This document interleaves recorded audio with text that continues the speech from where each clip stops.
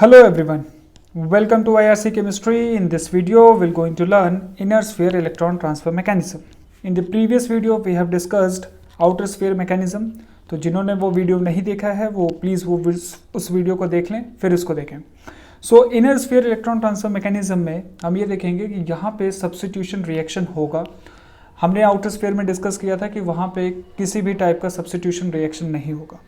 And along with that no chemical bond formation also takes place. Okay, वहाँ पे outer sphere mechanism में कोई भी केमिकल बॉन्ड फॉर्मेशन नहीं हो रहा था. इन case of inner sphere mechanism हम ये देखेंगे कि यहाँ पे केमिकल बॉन्ड फॉर्मेशन होगा.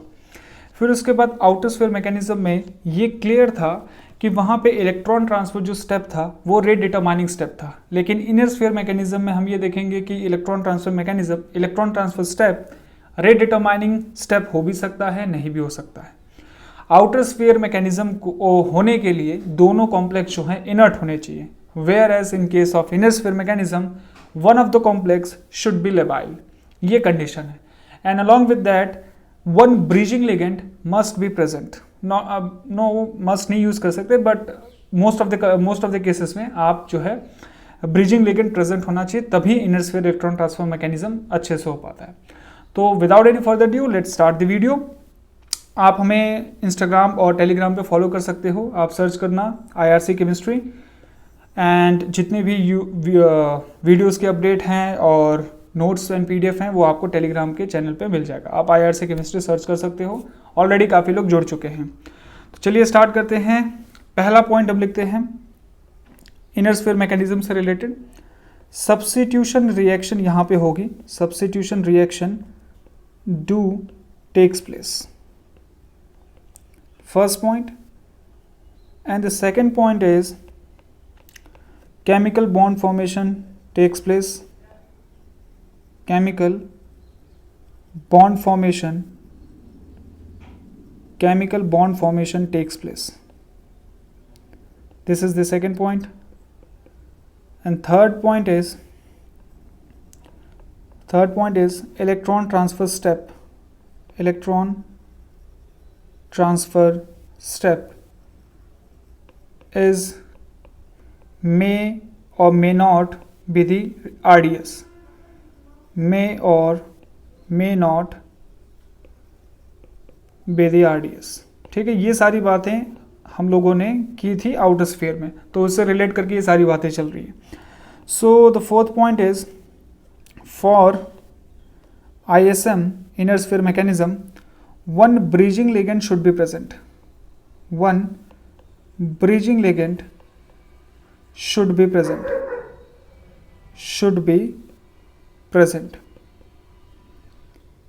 एक ये कंडीशन है. एक और कंडीशन है one of the complex should be labile. तो ये सारे के सारे पॉइंट्स हम लोगों ने लिखे हैं कि इनर स्फीयर मैकेनिज्म में सब्स्टिट्यूशन रिएक्शन होगी, केमिकल बॉन्ड फॉर्मेशन होगा, इलेक्ट्रॉन का ट्रांसफ़र होगा. ठीक है, और इलेक्ट्रॉन ट्रांसफ़र RDS हो भी सकता है, नहीं भी हो सकता है. ISM के लिए ब्रिजिंग लिगेंड का प्रेजेंट होना ज़रूरी है और दोनों कॉम्प्लेक्स में से कोई एक कॉम्प्लेक्स आपका लेबाइल हो सकता है, लेबाइल होना चाहिए. जब ब्रिजिंग कॉम्प्लेक्स बन जाएगा फिर उसके बाद डिसोसिएशन होगा तो लिगेंड का ट्रांसफ़र हो भी सकता है, नहीं भी हो सकता है, वो भी हम देखेंगे. अब इसके मैकेनिज्म में हम लोग नहीं जाएंगे. Mechanism already we have discuss in the previous video for the outer sphere. वही मैकेनिज्म होगा. सबसे पहले प्रिकर्सर कॉम्प्लेक्स बनेगा, फिर एक्साइटेशन होगा, फिर डी एक्साइटेशन, सक्सेसर कॉम्प्लेक्स बनेगा, फाइनली वो डिसोसिएट हो जाएगा R+ और O- में. तो ये सारे पॉइंट्स डिस्कस करने के बाद मैं एक एग्जाम्पल लिख रहा हूँ, फिर सारी बातें डिस्कस करेंगे. ये कॉम्प्लेक्स है Ml5X एंड इसका ऑक्सीडेशन स्टेट है +2 और हमारे पास एक और कॉम्प्लेक्स है Ml+6 and oxidation state is +2. तो जब इसके रिएक्शन करवाएंगे तो सबसे पहले क्या होगा, ब्रिजिंग कॉम्प्लेक्स बनेगा इस तरीके से. ये X है यहाँ पे और ये इस मेटल से जुड़ेगा.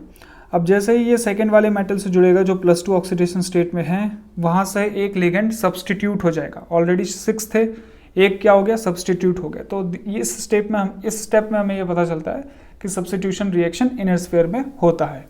ठीक है. अब जब ये सारा काम हो गया, ब्रिजिंग कॉम्प्लेक्स बन गया, हमारा जो ये मेटल था ये +2 ऑक्सीडेशन स्टेट में था, +3 में था। X आपका ब्रिजिंग लिगेंड है जिसके ऊपर नेगेटिव चार्ज होगा, और ये मेटल हमारा +2 में है। तो ब्रिजिंग लिगेंड कॉम्प्लेक्स बनने के बाद इलेक्ट्रॉन ट्रांसफर होगा। Now electron transfer takes place. अब इलेक्ट्रॉन ट्रांसफर होगा तो ये जो मेटल है स्मॉल m से जिसे रिप्रेजेंट किया है ये +2 में चला जाएगा, और कैपिटल M वाला +3 में चला जाएगा, लाइक दिस। ये +3 हो गया, ये आपका +2 हो गया। अब जब इलेक्ट्रॉन ट्रांसफर हो गया तो कंडीशन आती है कि लिगेंड का ट्रांसफर होगा कि नहीं होगा। तो हम दोनों स्टेप सॉल्व करके देखते हैं। पहले स्टेप में हम लिगेंड ट्रांसफर करवाते हैं। लिगेंड ट्रांसफर, आप लिगेंड ट्रांसफर करवा दो तो कॉम्प्लेक्स क्या बनेगा, Ml5, और यहाँ पे आ जाएगा +3, और ये आपका हो जाएगा, सॉरी +3 नहीं, ये +2 होगा, ये हो जाएगा +2, और ये हो जाएगा कैपिटल Ml5X, ये आपका हो जाएगा +2। ठीक है, जब लिगेंड ट्रांसफर होगा, अब यहाँ पे चेक करते हैं, no ligand transfer, no ligand transfer. जब लाइगेंड ट्रांसफर नहीं होगा तो हमें क्या रिजल्ट मिलेगा, Ml5X, कुछ इस तरीके से।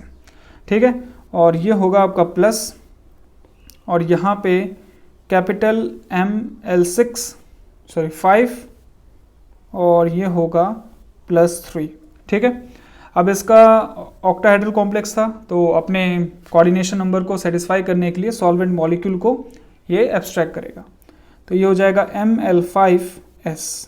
तो एक सॉल्वेंट मॉलिक्यूल आ जाएगा इस तरीके से। अब सॉल्वेंट मॉलिक्यूल हो सकता है वाटर हो, कुछ भी हो, वो मैंने S लिख दिया है, S रिप्रेजेंट्स द सॉल्वेंट। तो ये दो कंडीशन हमारे पास है कि लिगेंड ट्रांसफर हो भी सकता है, लिगेंड ट्रांसफर नहीं हो सकता है। ठीक है, तो अब हम देखेंगे कि लिगेंड ट्रांसफर कब होगा, कब नहीं होगा। क्लियर है? चलिए, व्हेन इलेक्ट्रॉन ट्रांसफर, जब इलेक्ट्रॉन ट्रांसफर होगा हमारा, तो दो कॉम्प्लेक्स थे, मैंने बोला था दोनों में से कोई एक लेबाइल होना चाहिए। तो अगर लेबाइल और एक इनर्ट होना चाहिए, ठीक है, तो लेबाइल वाला अगर इनर्ट हो जाता है और इनर्ट वाला लेबाइल हो जाता है, तब आपका हमेशा लिगेंड ट्रांसफर होगा। Then always ligand transfer takes place, ligand transfer takes place। Okay, अगर जो आपका लेबाइल कॉम्प्लेक्स है और इनर्ट कॉम्प्लेक्स है, आफ्टर इलेक्ट्रॉन ट्रांसफर दोनों इनर्ट हो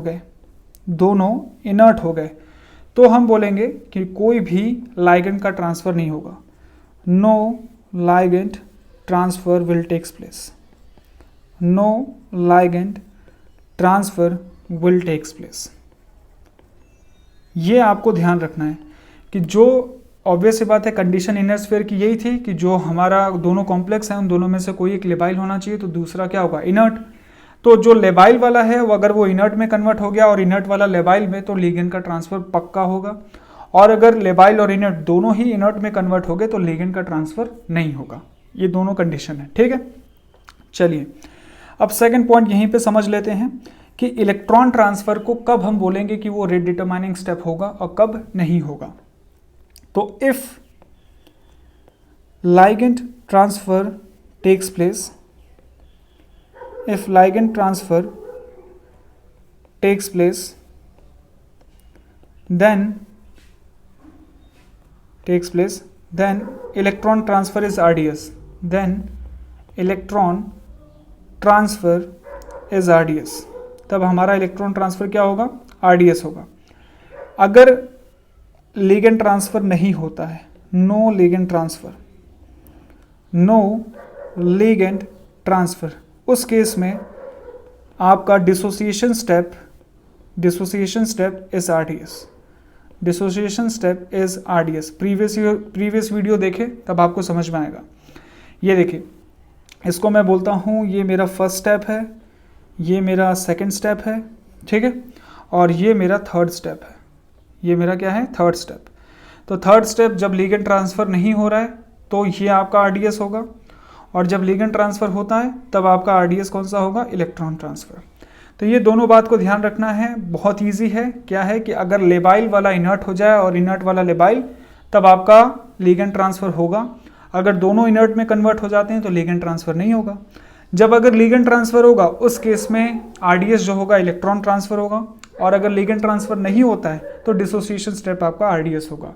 स्टेटमेंट के फॉर्म में क्वेश्चन पूछा जा सकता है अच्छा खासा। ठीक है, अब मैं 2 एग्जाम्पल कराता हूँ, उस एग्जाम्पल की मदद से इन सारे पॉइंट्स को वेरीफाई करते हैं। पहला एग्जाम्पल है कोबाल्ट का। हमारे पास कॉम्प्लेक्स है cobalt NH3 and Cl with positive 2 charge, and दूसरा कॉम्प्लेक्स है हमारे पास क्रोमियम एक्वा कॉम्प्लेक्स है, क्रोमियम एक्वा कॉम्प्लेक्स। ये है आपका +2 में। ठीक है, तो सबसे पहले आपको साफ साफ दिख रहा है कि ये इनर स्फीयर से जाएगा। क्यों? सबसे पहली कंडीशन देखो, ये जो कोबाल्ट है ये +3 ऑक्सीडेशन स्टेट में है और ये लो स्पिन है, ये लो स्पिन है और इनर्ट है, लो स्पिन एंड इनर्ट। ओके, ये +2 ऑक्सीडेशन स्टेट में है और ये क्या है, लेबाइल है। एंड दूसरी कंडीशन, आपके पास ये ब्रिजिंग लिगेंड भी प्रेजेंट है, bridging ligand is also present. तो ब्रिजिंग लिगेंड अगर है तो ये जाएगा ISM से। क्लियर है? तो बनाते हैं ISM। देखो कोबाल्ट इस तरीके से लिखते हैं, NH3 कोबाल्ट, ये Cl, ये गया क्रोमियम के पास। ठीक है, और ये आ गया H2O5। तो एक H2O जो है रिप्लेस हो चुका है। क्लियर है? और चार्ज यहाँ पे टोटल होगा +4। ये आपका +2 ऑक्सीडेशन स्टेट में है, ये +3 में है। क्लियर है? अब क्या होगा, अब इलेक्ट्रॉन का ट्रांसफ़र होगा। Electron transfer will takes place, electron transfer will takes place. तो अब इलेक्ट्रॉन ट्रांसफ़र अगर होगा तो ऑक्सीडेशन स्टेट कोबाल्ट का कितना हो जाएगा, +2। यह है Cl, यह है क्रोमियम H2O5, और क्रोमियम अब +3 में कन्वर्ट हो चुका है। ठीक है, ये है NH3। अब चेक करते हैं। अब कोबाल्ट देखो +2 में आ चुका है, कोबाल्ट हो चुका है हाई स्पिन, और हाई स्पिन आपका क्या है, ये लेबाइल। क्लियर है? ये हो चुका है +3 लो स्पिन, और ये अब क्या हो जाएगा, ये आपका हो जाएगा इनर्ट। क्या हो जाएगा, इनर्ट। ठीक है, खैर यहाँ पे लो स्पिन का कोई मीनिंग नहीं बनता है क्योंकि D3 सिस्टम है, पर फिर भी ये क्या होगा, इनर्ट होगा। D3 सिस्टम क्या होता है, इनर्ट होता है। तो आपने देखा कि क्रोमियम पहले लेबाइल था, अब इनर्ट हो चुका है। कोबाल्ट पहले इनर्ट था, अब लेबाइल हो चुका है। इसका मतलब लिगेंड ट्रांसफ़र होगा। तो नेक्स्ट स्टेप होगा लिगेंड ट्रांसफ़र, लिगेंड ट्रांसफ़र। तो लिगेंड ट्रांसफ़र होगा तो क्या हो जाएगा, कॉम्प्लेक्स आपका बन जाएगा कोबाल्ट NH3 एंड चार्ज होगा इसके ऊपर +2 का, प्लस ये हो जाएगा क्रोमियम H2O5 विथ Cl, और इसके ऊपर चार्ज आ जाएगा +2 का। अब ये जो कोबाल्ट है इसका कोऑर्डिनेशन नंबर को सेटिस्फाई कराना है तो सॉल्वेंट मॉलिक्यूल आ जाएगा। अगर सॉल्वेंट मॉलिक्यूल आपका H2O है तो ये सारा का सारा सब्स्टिट्यूशन रिएक्शन होके रिप्लेस कर देगा और COH2O6 में कन्वर्ट हो जाएगा +2 में। अगर सिर्फ कोई और सॉल्वेंट मॉलिक्यूल है तो सिर्फ CONH3 जो मैंने पहले लिखा था। ठीक है, तो ये आपको बात समझ में आ गई होगी कि किस तरीके से हमें इन क्वेश्चंस को सॉल्व करना है, लिगेंड ट्रांसफ़र कब करवाना है, कब नहीं करवाना है। तो इस एग्जाम्पल से आपको 2 बात समझ में आ गई कि इस एग्जाम्पल में लिगेंड ट्रांसफ़र होगा। अगर ये लिगेंड ट्रांसफ़र हो रहा है तो RDS क्या होगा, RDS लिखते हैं इसके लिए। सो RDS यहाँ पे होगा आपका इलेक्ट्रॉन ट्रांसफ़र स्टेप ही आपका क्या होगा, RDS। ठीक है, तो इस तरीके से इनर स्फीयर मैकेनिज्म के सारे क्वेश्चन आप इजीली कर सकते हो। एक और एग्जांपल कराता हूँ और पिक्चर क्लियर होगा। देखिए Ru NH3 Cl, ठीक है, और ये +2 में है, और ये ले लेते हैं क्रोमियम H2O6 +3 और +2। ओके, सो अगेन हमारे पास ब्रिजिंग लिगेंड है, उससे पहले हम असाइन कर देते हैं कौन इनर्ट है कौन लेबाइल। तो क्रोमियम तो आपको पता ही है लेबाइल है, ठीक है। अब ये देखो Ru ऑब्वियस सी बात है 4D सीरीज का एलिमेंट है, तो ये तो हमेशा ही इनर्ट होते हैं, तो ये आपका इनर्ट है। क्लियर है? चलिए, ये एक इनर्ट है, एक लेवाइल। अब आगे देखते हैं। ब्रिज कॉम्प्लेक्स बनाओ NH3 और यहाँ पे आपका ब्रिज कॉम्प्लेक्स बन चुका है क्रोमियम के साथ, chromium H2O5। Along with that substitution reaction also takes place. ठीक है, ध्यान देना है। ये हो गया +4। क्रोमियम आपका +2 ऑक्सीडेशन स्टेट में था, ये आपका +3 ऑक्सीडेशन स्टेट में था। इलेक्ट्रॉन का ट्रांसफर कैसे होगा? क्लोरीन के थ्रू होगा, इस तरीके से। तो इलेक्ट्रॉन का ट्रांसफर करवा देते हैं। Electron transfer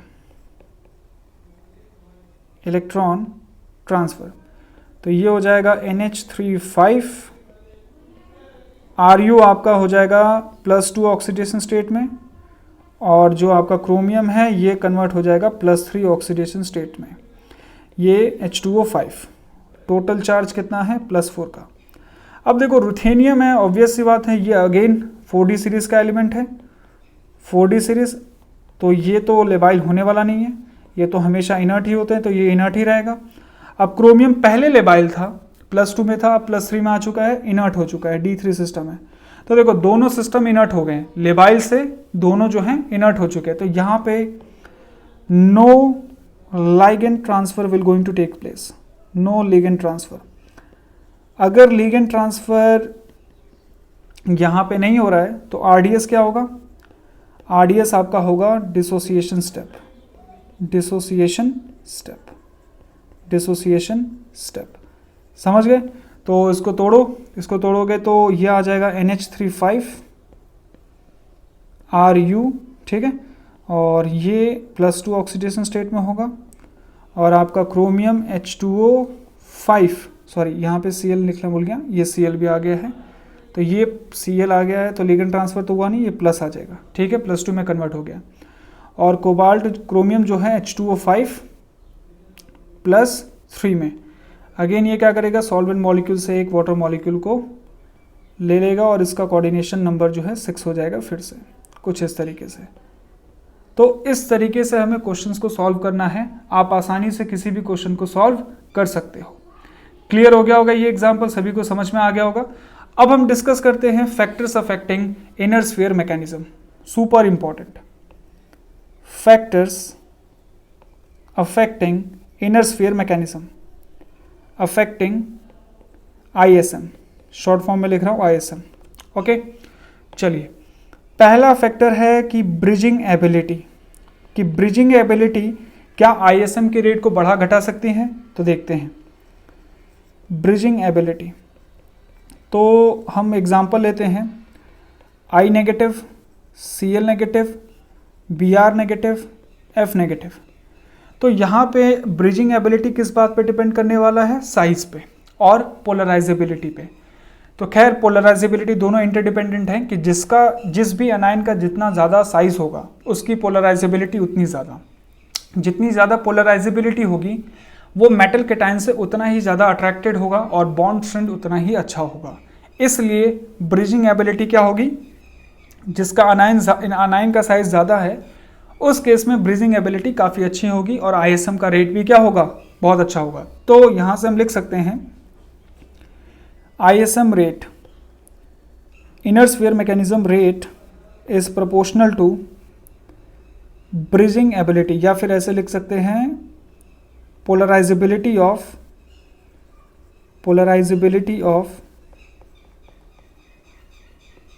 bridging ligand. ठीक है, ब्रिजिंग लिगेंड। अब आपको पता है कि पोलराइजेबिलिटी किस बात पे डिपेंड करती है? साइज पे। तो ऑर्डर क्या होगा? रेट ऑर्डर होगा, ISM रेट ऑर्डर सबसे ज़्यादा किसके लिए होगा? I नेगेटिव के लिए होगा। फिर किसके लिए होगा? Br नेगेटिव के लिए। फिर किसके लिए? Cl नेगेटिव के लिए। फिर किसके लिए? F नेगेटिव के लिए। समझ में आ गई बात? ठीक है, अब एक और बात ध्यान देनी है ब्रिजिंग लिगेंड से रिलेटेड कि if bridging ligand is conjugated,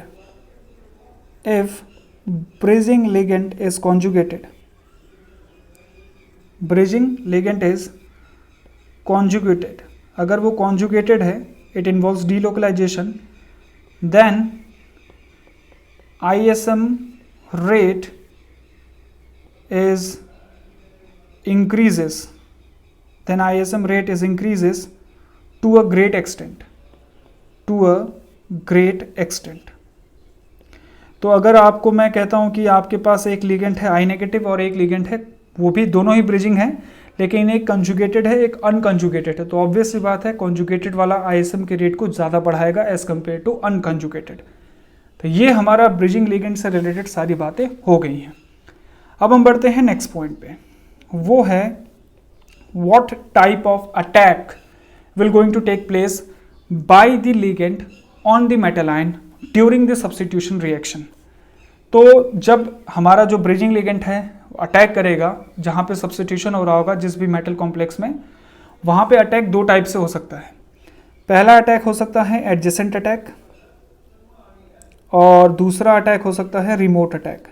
दोनों ही इंपॉर्टेंट है, ध्यान से समझेंगे इसको, adjacent attack and remote attack. अब जो एडजेसेंट अटैक है इसमें क्या डिफरेंस है कि जो हमारा मेटल आयन होगा, जैसे ब्रिजिंग लिगेंड था, ये हम लोग ये स्मॉल m बनाया था मैंने और ये Cl था और यहाँ पे कैपिटल M था। तो एडजेसेंट अटैक में दोनों metal cation same bridging element से अटैच होंगे, बाइंडेड होंगे। जैसे क्लोरीन से स्मॉल m और कैपिटल M दोनों बाइंडेड हैं, तो इस टाइप के अटैक को हम बोलेंगे एडजेसेंट अटैक। ठीक है। अब मान लो रिमोट अटैक में क्या होगा, ये दोनों मेटल आयन डिफरेंट एलिमेंट से अटैच होंगे, बाइंडेड होंगे कुछ इस तरीके से। यहाँ पे देखो कैपिटल M N से बाइंडेड है, स्मॉल m कार्बन से बाइंडेड है, तो इस टाइप के अटैक को हम बोलेंगे रिमोट अटैक। क्लियर है? ओके। अब यहाँ पे हम देखेंगे कि अगर एडजेसेंट अटैक में लिगेंड का ट्रांसफर होता है तो क्या होगा। चलो यहाँ दोनों केस में लिख रहा हूँ, लिगेंड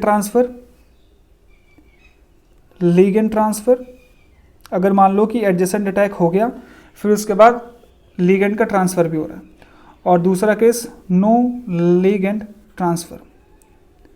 तो दोनों ही केस में कोई भी हमें आइसोमराइज्ड प्रोडक्ट नहीं मिलने वाला है एडजेसेंट अटैक के केस में। आइसोमराइज्ड प्रोडक्ट का मतलब क्या है कि जो बॉन्ड है स्मॉल m और कैपिटल M के बीच में वो चेंज हो जाए। मैं समझाता हूँ कैसे, रिमोट अटैक में आपको एग्जांपल देके समझाता हूँ। सपोज करो कि लिगेंड का ट्रांसफ़र नहीं हुआ है, नो लिगेंड ट्रांसफ़र।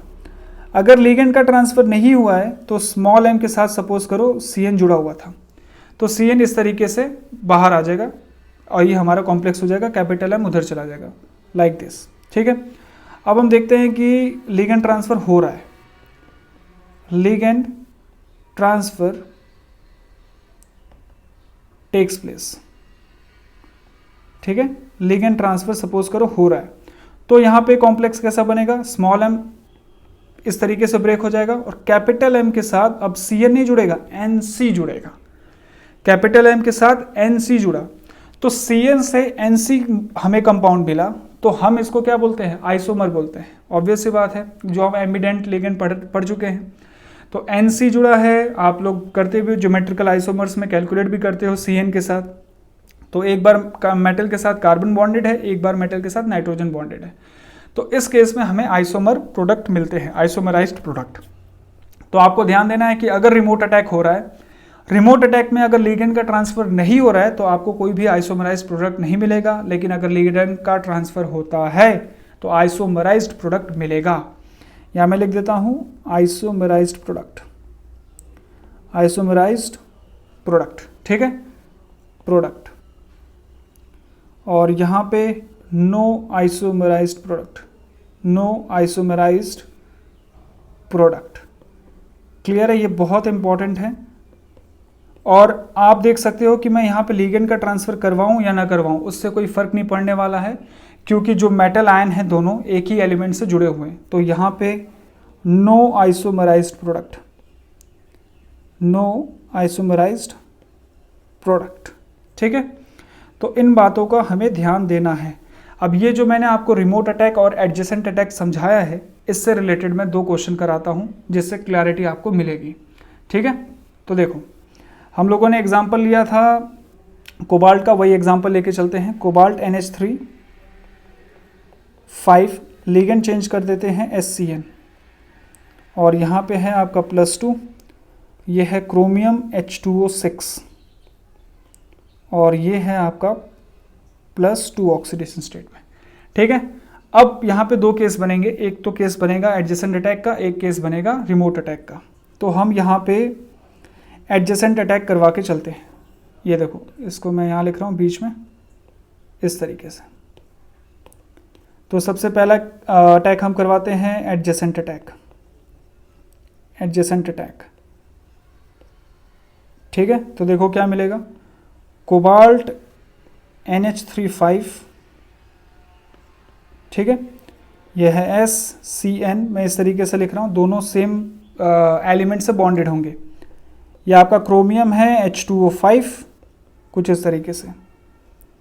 ठीक है, टोटल चार्ज आपका होगा +4। समझ में आ गया, ये क्लियर हो गया। अब आपको देखना है ये हमारा जो लिगेंड है ये क्या था, इनर्ट था।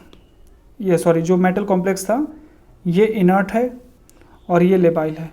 अब ये बार बार तो बताना नहीं है, ठीक है, ये इनर्ट है, ये लेबाइल है। अब आपका जो कोबाल्ट है ये +2 में कन्वर्ट हो चुका है। चलो पहले ब्रीजिंग लिगेंड बन गया है, इलेक्ट्रॉन को ट्रांसफ़र करवाते हैं। यहाँ पे ये +3 ऑक्सीडेशन स्टेट में है, ये +2 में है। इलेक्ट्रॉन का ट्रांसफ़र करवा दिया हम लोगों ने। इलेक्ट्रॉन का ट्रांसफ़र करवाने के बाद कोबाल्ट आपका हो गया +2 में कुछ इस तरीके से, और जो आपका क्रोमियम है वो हो चुका है +3 ऑक्सीडेशन स्टेट में। ठीक है, कुछ इस तरीके से। तो यहाँ से साफ पता चल रहा है कोबाल्ट आपका +2 में है, ये हो चुका है लेबाइल, और क्रोमियम आ चुका है +3 ऑक्सीडेशन स्टेट में, ये हो चुका है इनर्ट। तो लिगेंड का ट्रांसफ़र तो होगा, करवा दो लिगेंड का ट्रांसफ़र। CONH35 है, CONH35, और यहाँ पे +2 का चार्ज आ गया, प्लस क्रोमियम के साथ आ जाएगा CrH2O5 एंड SCN ही होगा, NCS मत लिख देना, क्यों, क्योंकि एडजेसेंट अटैक है, और ये आपका हो जाएगा +2। अब ये वाटर मॉलिक्यूल मान लेते हैं हमारा सॉल्वेंट है, तो ये कम्प्लीटली CrCOH2O6 में कन्वर्ट हो जाएगा कुछ इस तरीके से, और ये उसका ऑक्सीडेशन स्टेट क्या होगा, +2। ठीक है, अब देखो ये तो क्लियर हो गया, CrH2O5 SCN, ये आपका हमारे पास प्रोडक्ट आ गया दोनों। यहाँ पे मैं लिख देता हूँ no isomerized product obtained, isomerized product obtained, no isomerized product obtained. Clear हो गया, तो एडजेसेंट अटैक में आपको कोई भी आइसोमराइज्ड प्रोडक्ट नहीं मिला। तो ये बिल्कुल क्रिस्टल क्लियर हो चुका होगा। अब हम देखते हैं रिमोट अटैक करवा के। तो रिमोट अटैक मैं ग्रीन पेन यूज़ करता हूँ, ये देखते हैं, ये हम करते हैं रिमोट अटैक। अब रिमोट अटैक में देखना आप लोग, रिमोट अटैक में क्या होगा, ये रहा कोबाल्ट, मैं सिर्फ ऑक्सीडेशन स्टेट लिख रहा हूँ, +3 में है, और ये किससे जुड़ा होगा, SCN इस तरीके से, और यहाँ पे क्रोमियम है, किस वाले ऑक्सीडेशन स्टेट में है, +2 में। टोटल चार्ज कितना है, +4 का, ये हो गया है। अब यहाँ पे हम लोग क्या करते हैं, इलेक्ट्रॉन का ट्रांसफ़र। तो इलेक्ट्रॉन का ट्रांसफ़र करवा दो, अब तो वो आपको रट चुका होगा। इलेक्ट्रॉन ट्रांसफ़र करवाओगे, कोबाल्ट आपका +2 में आ चुका है, इलेक्ट्रॉन ट्रांसफ़र ऐसे और ऐसे इस तरीके से। ठीक है, ये SCN, और ये आ चुका है क्रोमियम +3। अगेन यहाँ पे लेबाइल इनर्ट, इनर्ट लेबाइल हो चुका है, तो लिगेंड का ट्रांसफ़र होगा, लिगेंड ट्रांसफ़र, लिगेंड ट्रांसफ़र। ठीक है, तो ये कोबाल्ट जो है NH35, लिगेंड ट्रांसफ़र NH35 +2 में कन्वर्ट हो गया, और आपका जो क्रोमियम है ये H2O5 और NCS में कन्वर्ट हो गया। तो यहाँ पे आपको आइसोमराइज्ड प्रोडक्ट मिला है। ठीक है, आइसोमराइज्ड product obtained, isomerized product obtained. ठीक है, ये हम लोगों ने डिस्कस कर लिया पूरा डिटेल में। चलिए अब हम आगे बढ़ते हैं। तो यहाँ पे हमें आइसोमराइज्ड प्रोडक्ट मिल गया है। अब देखो, ये पूरा का पूरा डिस्कशन था रिमोट अटैक और एडजेसेंट अटैक से, तो ये सारी बातें आपको क्लियर हो गई होंगी। अगर मैं डिस्कस करता हूँ सेकेंड एग्जाम्पल भी देख लेते हैं, सारी थ्योरी आपको समझ में आ जाएगी। अगर मैं कोबाल्ट की जगह Ru ले लेता हूँ, RuNH35, ठीक है, और SCN कुछ इस तरीके से, और ये है हमारा +2 ऑक्सीडेशन स्टेट में, और यहाँ पे हम ले लेते हैं क्रोमियम H2O6 और ये आपका +3 ऑक्सीडेशन स्टेट में है। अब यहाँ पे क्या करो, यहाँ पे आप ब्रिजिंग कॉम्प्लेक्स बनवाओ। तो ये हो गया Ru, ये हो गया NH3 और ये आपका हो गया SCN। अब यहाँ पे भी दो केस बनेंगे, रिमोट अटैक और एडजेसेंट अटैक। तो देखना यहाँ पे एक इंटरेस्टिंग बात समझ में आएगी। ये हम लोग रिमोट अटैक करवा रहे हैं। ये आपका क्रोमियम है +3 ऑक्सीडेशन स्टेट में, मैं ऑक्सीडेशन स्टेट लिख रहा हूँ सिर्फ +2, ठीक है। और टोटल चार्ज आपका हो जाएगा, एक सेकेंड, +5 हो जाएगा, एक सेकेंड, ये +2 है, +4 हो जाएगा इस तरीके से, ठीक है। तो ब्रिजिंग कॉम्प्लेक्स बन चुका है, इलेक्ट्रॉन का ट्रांसफ़र करवा देते हैं। इलेक्ट्रॉन ट्रांसफ़र, ये एग्जाम्पल क्यों लिया है ध्यान देना। Ru अब कन्वर्ट हो चुका है +3 से +2 में, ये है SCN और ये है क्रोमियम +3 में कन्वर्ट हो गया है, ठीक है। क्रोमियम जो है +2 में था, +3 में कन्वर्ट हो गया है और टोटल चार्ज कितना था, +4 था। क्लियर। अब ध्यान देना, ये आपका था जो रुथेनियम था, ये आपका इनर्ट था Ru और ये क्या था, ये लेबाइल था। अब ध्यान दो, +2 में आ गया तो ये अगेन क्या है, इनर्ट ही तो है, और ये क्या है, लेबाइल है। सॉरी, ये +3 में आ गया तो ये भी इनर्ट हो गया। तो अगेन दोनों जो कॉम्प्लेक्स हैं इनर्ट और लेबाइल थे, लेकिन दोनों किस में कन्वर्ट हो गए, इनर्ट में। तो no ligand transfer will going to take place, no ligand transfer will takes place, no ligand transfer will takes place. तो ये पूरा डिटेल में आप लोगों को समझा रहा हूँ, यहाँ पे कोई भी लिगेंड का ट्रांसफर नहीं होगा। तो RuNH3 SCN रहेगा इंटैक्ट और इस पे चार्ज आ जाएगा प्लस का, क्योंकि +2 ऑक्सीडेशन स्टेट में कन्वर्ट हो चुका है। यहाँ पे आ जाएगा क्रोमियम वाटर 5 और इसका ऑक्सीडेशन स्टेट हो जाएगा +3। एक वाटर मॉलिक्यूल को ये एब्स्ट्रैक्ट करेगा, कोऑर्डिनेशन नंबर इसका सेटिस्फाइड हो जाएगा H2O6। That's it, this is it. तो ये रिमोट अटैक में हमने देखा कि लिगेंड का ट्रांसफर नहीं हुआ तो कोई भी आइसोमराइज्ड प्रोडक्ट हमें नहीं मिला। अब ध्यान देना, दूसरा हम लोग एडजेसेंट अटैक करवाते हैं। एडजेसेंट अटैक के लिए रेड पेन यूज़ कर लेते हैं। एडजेसेंट अटैक करवाओ आप, एडजेसेंट अटैक। ये मैं इसलिए बता रहा हूँ क्योंकि स्टेटमेंट के फॉर्म में क्वेश्चंस आते हैं। तो ये आपका लिखा है Ru आपका +3 ऑक्सीडेशन स्टेट में है और एडजेसेंट अटैक कराओगे तो दोनों मेटल आयन एक ही एलिमेंट से अटैच होने चाहिए, बाइंडेड होने चाहिए। अब क्रोमियम आपका +2 ऑक्सीडेशन स्टेट में है, टोटल चार्ज +4, इलेक्ट्रॉन ट्रांसफ़र कर दो, इलेक्ट्रॉन ट्रांसफ़र। अब देखो क्या होगा, Ru आपका बेटा कन्वर्ट हो चुका है +2 में, ये है SCN और जो क्रोमियम है वो हो चुका है +3 में कन्वर्ट, कुछ इस तरीके से।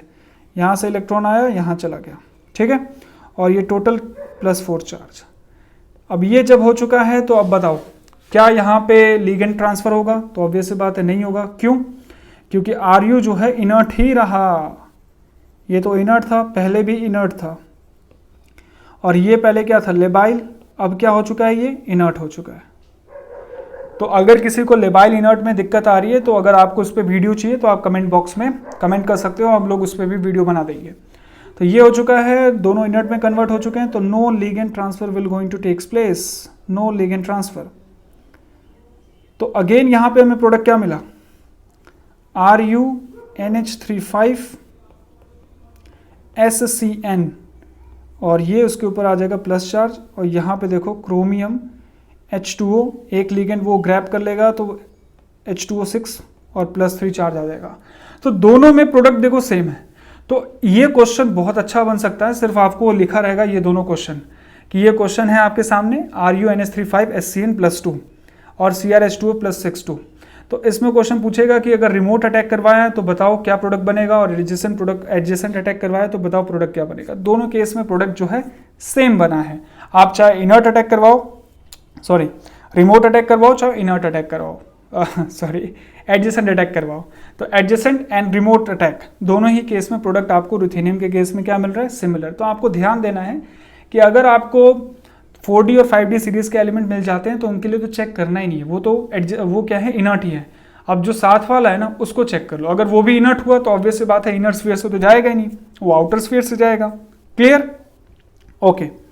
और अगर वो लेबाइल हुआ तो इनर स्फीयर से जाएगा और अल्टीमेटली वो इनर्ट तो होगा ही। तो हमारा जो पूरा का पूरा कंसेप्ट है वो इसी पे बेस्ड है कि 4D और 5D सीरीज के एलिमेंट अगर आपको मिलते हैं तो वहाँ पे लिगेंड का ट्रांसफर नहीं होगा। इतनी बात आपको क्लियर हो गई होगी इनर स्फीयर और आउटर स्फीयर पढ़ के। अभी लास्ट वाला पार्ट सबसे ज़्यादा इंपॉर्टेंट है, समरी में बता रहा हूँ, ध्यान से सुनना, ये बहुत ही ज़्यादा इंपॉर्टेंट है। अगर आपके दोनों जो कॉम्प्लेक्स हैं, मैं यहाँ कॉम्प्लेक्स लिख रहा हूँ, ये आपका कॉम्प्लेक्स है, अगर आपका कॉम्प्लेक्स दोनों ही इनर्ट है, दोनों ही इनर्ट है, तो जो ट्रांसफ़र होने वाला है वो आउटर स्फीयर को फॉलो करेगा। क्लियर है? और अगर एक इनर्ट है और एक लेबाइल है तो वो किसको फॉलो करेगा? देखो यहाँ पे दो केस बनेंगे, अगर एक इनर्ट और एक लेबाइल है, अगर आपके पास ब्रिजिंग लिगेंड प्रेजेंट है, क्योंकि bridging ligand is super important, अगर ब्रिजिंग लिगेंड प्रेजेंट है तो ये जाएंगे ISM से, इनर स्फीयर से। और अगर ब्रिजिंग लिगेंड नहीं है, no bridging ligand, no bridging ligand, अगर कोई भी ब्रिजिंग लिगेंड प्रेजेंट नहीं है तो ये जाएगा OSM से। समझ में आ गई बात? और मैंने बताया था आप लोगों को कि अगर दोनों लिगेंड, दोनों कॉम्प्लेक्स लेबाइल हुए तो क्या होगा। यहाँ पे भी दो केस बनेंगे, ध्यान से सुनना। अब इस केस के लिए मैंने आपको बताया था कि जो पहला स्टेप है इनर स्फीयर मैकेनिज्म का, ब्रिज कॉम्प्लेक्स का बनना, और during that formation of bridging complex substitution reaction also takes place. तो होता क्या है कि ब्रिजिंग कॉम्प्लेक्स जब बनते हैं तो सब्स्टिट्यूशन रिएक्शन होती है। तो हम क्या करेंगे, पहले स्टेप को कैटेगराइज कर देंगे कि पहला स्टेप जो है सब्स्टिट्यूशन रिएक्शन वाला है, दूसरा स्टेप क्या होता है, इलेक्ट्रॉन ट्रांसफर होता है। तो पहले स्टेप के लिए रेट कांस्टेंट हम लिख लेते हैं K सब्स्टिट्यूशन, और दूसरे स्टेप के लिए हम रेट कांस्टेंट लिख लेते हैं K सबस्क्रिप्ट में इलेक्ट्रॉन ट्रांसफर, इस तरीके से। तो अगर सब्स्टिट्यूशन रिएक्शन, ध्यान देना इस बात को, अगर आपका सब्स्टिट्यूशन रिएक्शन का रेट ज़्यादा है, अगर सब्स्टिट्यूशन रिएक्शन का रेट ज़्यादा है तो इनर स्फीयर से जाएगा, इनर स्फीयर से जाएगा, इनर स्फीयर मैकेनिज्म को फॉलो करेगा। अगर सब्स्टिट्यूशन रिएक्शन की जो रेट है वो लेस है इलेक्ट्रॉन ट्रांसफ़र की रेट से, तब जो है आपका जो मैकेनिज्म होगा वो OSM से जाएगा, OSM को फॉलो करेगा। तो ये बहुत ही ज़्यादा सुपर इंपॉर्टेंट बात थी कि अगर दोनों कॉम्प्लेक्स लेबाइल हैं तो उस केस में सब्स्टिट्यूशन का जो रेट है वो इलेक्ट्रॉन ट्रांसफर से ज़्यादा है तो इनर स्फीयर से जाएगा, और अगर सब्स्टिट्यूशन रिएक्शन का रेट इलेक्ट्रॉन ट्रांसफर से कम है तो OSM से जाएगा। तो ये सारी बातें हम लोगों ने डिस्कस की पूरी डिटेल में, ये याद रखना, ये सुपर इंपॉर्टेंट है। और रेफरेंस के लिए आप हाउसक्राफ्ट पढ़ सकते हो, अजय कुमार पढ़ सकते हो, मिसलन टार पढ़ सकते हो, वहाँ पे आपको ये सारे डेटा मिल जाएंगे। तो ये सारी बातें हम लोगों ने डिस्कस की, इनर स्फीयर मैकेनिज्म से रिलेटेड बहुत सारे क्वेश्चन भी डिस्कस किए, और एक और वीडियो में बनाऊंगा जिसमें इनर स्फीयर और आउटर स्फीयर का पूरा प्रीवियस ईयर क्वेश्चन होगा नेट गेट का। So right now this is the end of the video, please do like and subscribe.